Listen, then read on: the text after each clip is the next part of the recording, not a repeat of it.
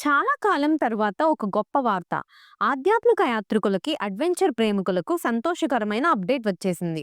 6 సంవత్సరాల విరామం తర్వాత పవిత్రమైన కైలాస మానస్ సరోవర్ యాత్ర మళ్లీ ప్రారంభం కానుంది. ఈ ఏడాది జూన్ నుంచి ఆగస్టు మధ్యలో సుమారు 750 మంది యాత్రికులు టిబెట్ వెళ్లబోతున్నారు. మొదటి బ్యాచ్ జూన్ 30న ఢిల్లీ నుంచి ప్రయాణం ప్రారంభించనుంది. 1981లో భారత్-చైనా ఒప్పందం ప్రకారం మొదలైన ఈ యాత్ర 2020లో కోవిడ్ మహమ్మారి కారణంగా నిలిపివేశారు. తరువాత గాల్వన్ లోయ ఘటనలతో సంబంధాలు మరింత చల్లబడ్డాయి. అయితే 2024 అక్టోబర్లో భారత్-చైనా సైనికులు కొంత మేరకు డిసెంగేజ్మెంట్ అయ్యారు. ప్రస్తుతం మొత్తం పరిస్థితిని మెరుగుపరిచే చర్చలు కొనసాగుతున్నాయి. ఈ యాత్ర పునఃప్రారంభం ఒక మంచి సంకేతం. డైరెక్ట్ ఫ్లైట్స్ పునఃప్రారంభం, వీసా సౌకర్యాలు, మీడియా, థింక్ ట్యాంక్ మార్పిడ్లు కూడా చర్చల్లో ఉన్నాయి. కైలాస యాత్ర అనేది కేవలం ఒక ప్రయాణం కాదు, మన ఆత్మను శుద్ధి చేసుకునే పవిత్ర యాత్ర.